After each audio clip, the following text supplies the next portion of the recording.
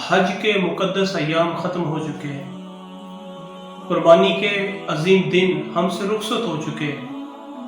دنیا بھر کے لاکھوں اہل ایمان نے لاکھوں جانور اللہ رب العالمین کے حکم کے مطابق اس کی رضا کے لیے قربان کیے، جانوروں کی قربانی پیش کی۔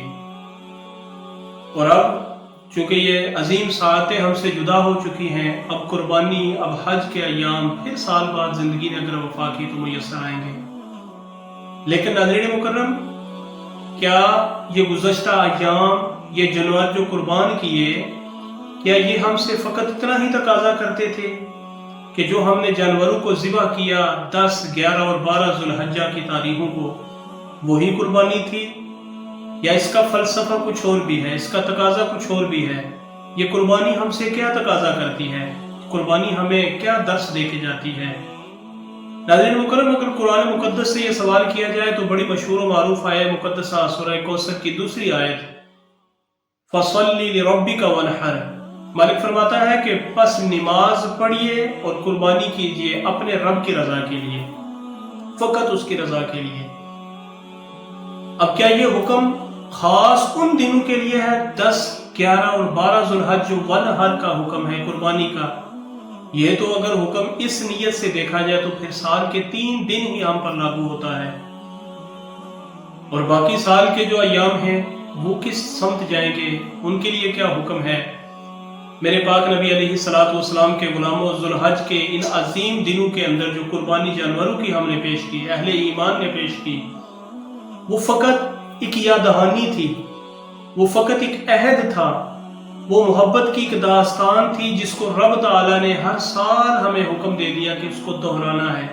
وہ سیدنا حضرت ابراہیم، سیدنا حضرت اسماعیل علیہ السلام کی وہ عظیم محبت کی داستان جس کو رب نے بار بار زندہ رکھا اور یاد کرایا جا رہا ہے، اور فرمایا جا رہا ہے کہ جو رب کی اتباع کرتے ہیں، جو رب کے حکم کے مطابق اپنے آپ کو پیش کر دیتے ہیں، کبھی پھر رب تعالیٰ ان کو گولے نہیں دیتا۔ ان کی داستانیں، ان کی محبتیں، ان کی زندگیاں اللہ زندہ رکھتا ہے۔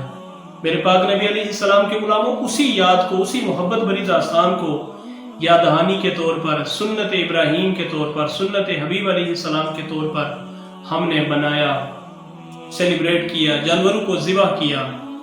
اب سال کے بعد پھر یہ ایام واپس آئیں گے، تو سال تک ہم قربانی کیسے کریں گے؟ فَصَلِّ لِرَبِّكَ وَانْحَرْ، یہ جو 2 حکم ہیں، ایک تو نماز پڑھیے اور 5 وقت کی یہ عبادت ہے فقط رب کی رضا کے لیے، اور قربانی کیا ہے؟ کیا وہی جانوروں کو ہم نے ذبح کر دیا؟ ایسا نہیں ہے۔ میرے کریم نبی علیہ السلام کے غلاموں، وہ تو ہمیں ایک عہد کی طرف لے کر جایا جا رہا ہے، جو عہد ہم نے رب سے کیا ہوا ہے۔ قالوا بلا کا یہ عہد ہے، الستُ بربکم قالوا بلا، یہ جو عہد ہے اس کو بار بار دہرایا جا رہا ہے۔ ہم اس کے ایمان لانے والے ہیں، ہم اس کو ماننے والے ہیں، ہم اس کے بندے ہیں، یہ دعویٰ ہے ہمارا۔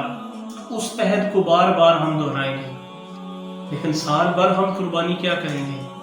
تو فَصَلِّ لِرَبِّكَ وَانْحَرْ، اب اس وانحر کو اگر ان 3 ایام سے ہٹا کر پورے سال کے اوپر اگر لاگو کرنا چاہیں تو پھر یہ ہے کہ انسان، اے بندہ خدا، اے اللہ رب العالمین سے محبت کے دعوے دار، تو اپنے خواہشات کی قربانی بھی اس کی رضا کے لیے کر دے، تو اپنے نفس کو بھی اس کی رضا کے لیے قربان کر دے، تو اپنے خواہشات دنیاوی کو اس رب کی رضا پر قربان کر دے۔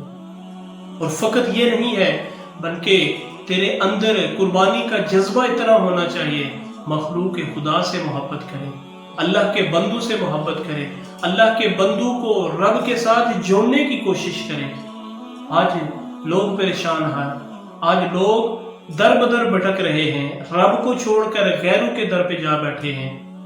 تو یہ قربانی ہم سے یہ بھی تقاضا کرتی ہے کہ تو نے فقط جانوروں کو ذبح نہیں کرنا، بلکہ اپنے اندر کے اس جانور کو ذبح کرنا ہے، اور پھر وہ لوگ جو بھٹکے ہوئے ہیں ان کو راہ راست پر لانا ہے، ان کو خدا کی راہ پر لانا ہے، ان کو رب سے ملانا ہے، بندے اور رب کے درمیان ایک تعلق قائم کروانا ہے۔ جب تیری مدد کا کوئی مددگار، حقدار آ جائے، تیرے در پر آ جائے، तेरे दर पे सवाली बनकर आ जाए, मालिक का बंदा है, तो उसको मखलूक खुदा जानकर, खुदा का बंदा जानकर तेरे अंदर कुर्बानी का जज्बा ऐसा होना चाहिए कि तू उसकी खिदमत कर, उसकी मदद कर, उसकी मुश्किल कुशाई कर, उसकी दाद रसी कर। यह है कुर्बानी। साल में फकत 3 दिन जानवरों को ज़िबा करके फिर पूरा साल ये कह लेना कि हमने कुर्बानी कर दी, तो ये कोई बड़ी बात नहीं है। मेरे पाक नबी अलैहिस्सलाम के गुलामों, कुरान मुकद्दस की आयत मुकद्दसा फसल्ली लिरब्बिका वनहर हर रोज हमसे कुर्बानी मांगती है, हर रोज हमसे ये नहर का तकाजा कर रही है। और वो क्या है? मखलूक खुदा की खिदमत, दुखियारों के दुख बांटना, गमगसारों की गमगसारी करना, जो मसाइब व अलाम के अंदर जकड़े हुए हैं, जो परेशानियों के अंदर मुब्तला हैं, उनका मदावे गम बन जाना, उनकी दादरसी करना। और ये मालिक की सारी सिफात हैं। जब मालिक अपने बंदू के अंदर ये सिफात रख देता है तो फिर वो बंदा रब का बड़ा मकबूल बन जाता है। मेरे पाक नबी अलैहिस्सलाम के गुलामों, माहे जुल हज के जो अय्याम है वो भी हमसे जुदा हो चुके, कुर्बानी के जो 3 दिन थे वो भी हमसे जुदा हो चुके, और अब साल भर ये दिन फिर अगले जुल हज को जिंदगी ने अगर वफा की तो लौट कर आएंगे। लेकिन ये दिन हमें ये दर्स दे के जा रहे हैं, ये ऐलान करके जा रहे हैं, ऐ बंदा खुदा, फकत इन 3 दिनों के अंदर तूने जानवरों को ज़िबा किया, खाया, गोश्त तकसीम किया, यही नहीं है, सारा साल तू कुर्बानी करेगा, सारा साल तू मखलूक खुदा की खिदमत करेगा, सारा साल तू अपनी ख्वाहिशात नफसानी, जो रब से दूर करने वाली ख्वाहिशात नफसानी है, उनको भी कुर्बान करेगा, नफ्स को भी कुर्बान करेगा, शैतान की दोस्ती की भी कुर्बानी तुझे देनी पड़ेगी। फसल्ली लिरब्बिका, और ये फकत तेरे रब के लिए, रजा के लिए होगा। फिर तेरी कुर्बानी बारगाह खुदाबंदी के अंदर कबूल होगी। मेरे पाक नबी अलैहिस्सलाम के गुलामों, अय्याम कुर्बानी का पैगाम यही है कि ना फकत जानवरों की कुर्बानी, बल्कि अपने रब के साथ जोड़ो, दुनियादारी की कुर्बानी दे दो, ख्वाहिशात नफसानी की कुर्बानी दे दो, और अल्लाह से अपने ताल्लुक को जोड़ लो। अपने रब से जो एक ताल्लुक हमारा टूट चुका है, दूरियां हो चुकी है, और ये हमारी वजह से है, हमारी गफलतों की वजह से दुनिया के माल मता के पीछे लगे, उनको छोड़कर अपने रब की बारगाह में आ जाओ, उस रब के हो जाओ, उसके बंदे बन जाओ, उसकी बारगाह में रजू करो, तौबा करो, अपने गुनाहों की बख्शिश मांगो। ये है पैगाम कुर्बानी, ये है इन दिनों की अजमत का पैगाम। अल्लाह रब्बुल आलमीन हमें सही अमल की तौफीक और हिम्मत अता फरमाए। मालिक हमें अपना कुर्ब अता फरमाए। वस्सलाम।